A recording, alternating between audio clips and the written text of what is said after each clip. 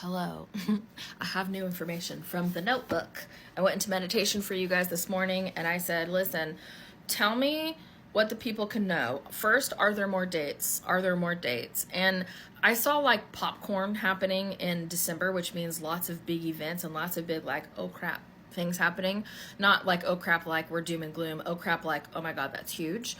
I really got no dates. The only thing that I got was December 6th, 7th, and 8th, and it kept flip-flopping between the three and then being like a combination of two of them, and it kept going all over the place, which means that energy is not yet anchored, the energy is not yet the most likely to happen, but it still is a strong possibility, and it even still may not happen. And the only thing I heard, so we're just going to share this for funsies, right, because I am not confident that this is going to happen because of how the energy felt, but for funsies, Pandora's box is opened.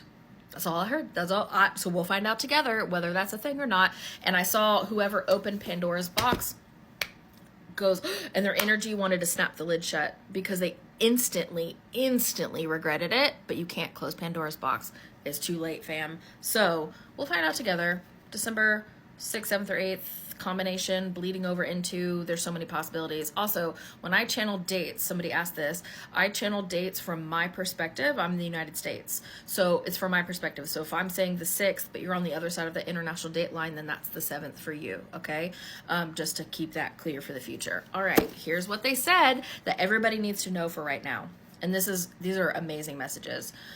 Focus on the density you desire. Density meaning like third density, fifth density, right? That's the 3D, that's the 5D. That's density. Those are not dimensions. We are simply talking density. So focus on the density you desire, not the density you fear. Your attention is the momentum forward. All right. That's how you put gas in your car to get there. That's your attention. Not all you see at this time is relevant to you. There has been the collapsing of many timelines to create this multi-density state. This is for the purpose of growth and expansion. And when I saw this, because I can see timelines, right? I can see and feel energy. So I see like this upper timeline and this lower timeline. One is not better than the other. They're just different paths to get to the same destination, okay? So this upper timeline is like going to be this higher frequency people. Lower timeline is going to be just a lower frequency. One is not better than the other. Don't be judgy.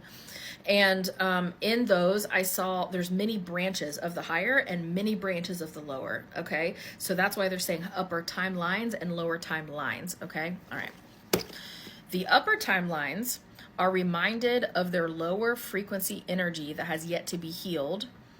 And the lower timelines are reminded there are other ways to be. Now, let me explain. The reason why we can see the upper and lower timelines right now is to help all of us grow. Everyone on the lower timelines and everyone on the upper timelines. This is for growth for all of us. The people on the upper timelines, we are not done yet. We are not done shifting limiting beliefs and healing shadows, okay? So, the upper timelines are reminded of their lower frequency energy that has yet to be healed, and the lower timelines are reminded there are other ways to be, other possibilities for behavior, reactions, thoughts, and perspectives. You do not know that there is something other than darkness if you cannot perceive the light. So we can still see each other, and this is why we are helping each other grow. You are on the upper timelines. Oh, I did ask. Well, they're going to ask me, how do you know which one you're on? So this is the answer.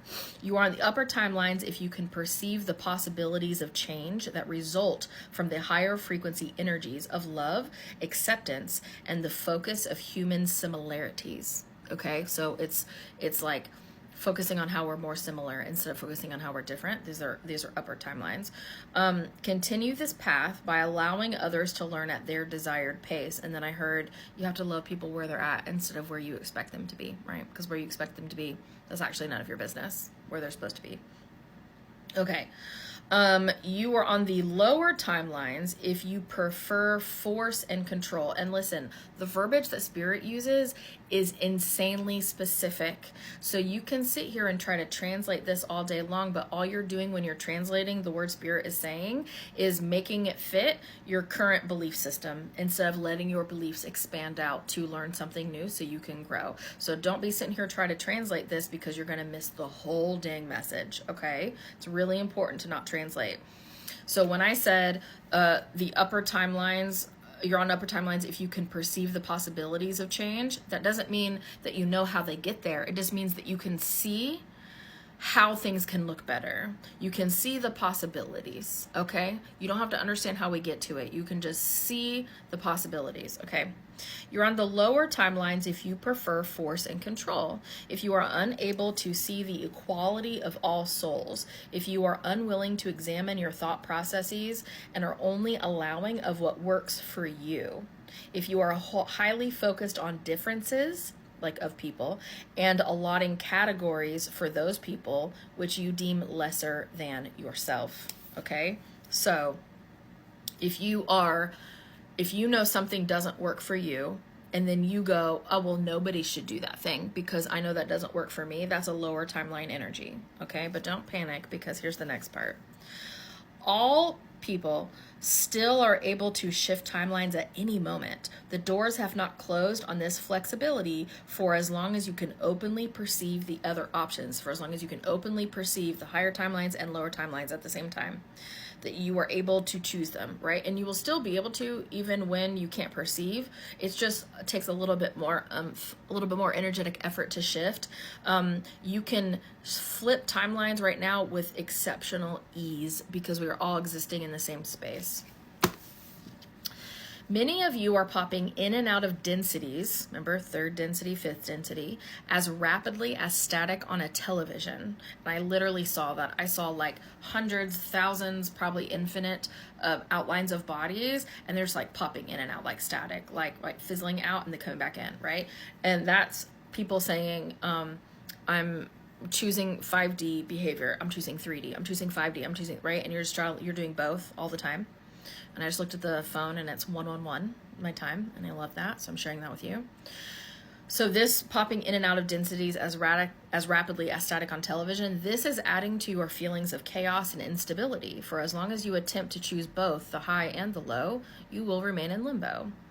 Your base vibration is that where you spend most of your time and energy. There are 2 steps to shifting fully into your choice. No choice is incorrect, as all paths lead to enlightenment. Some are just more scenic, is what I heard, right? So all paths lead to enlightenment. Some just take a little longer to get there. Some are a little bit more chaotic. Some are a little bit more smooth, okay? So the 2 steps, which I thought this was cool. Number 1.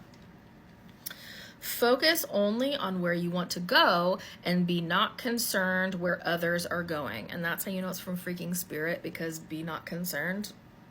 What? Humans don't talk like that. Those meant to stay with you will. You cannot control this for others, as you would not want them controlling it for you. Mic drop on spirit. Step number 2. Heal every bad / lower vibrational feeling that you encounter along the way. There are these energies are not meant to trick you, confuse you, or keep you from your desire. They exist because you placed them there. And it is now time to let it go. This is how you fly, by letting go of the anchors. This will show up in the form of triggers / feeling challenged by others. And then these are your shadows. These are your limiting beliefs, right? So as the shadows and the limiting beliefs come up along the way, you deal with them so you can keep going. You don't stop there. You just deal with them so you can go, okay, I want to keep going up the mountain. I asked for examples on shadows and limiting beliefs because I get that question a lot. So example of a shadow: someone raises their voice like at you, and you feel as if you are in trouble, but you're a grown-ass adult.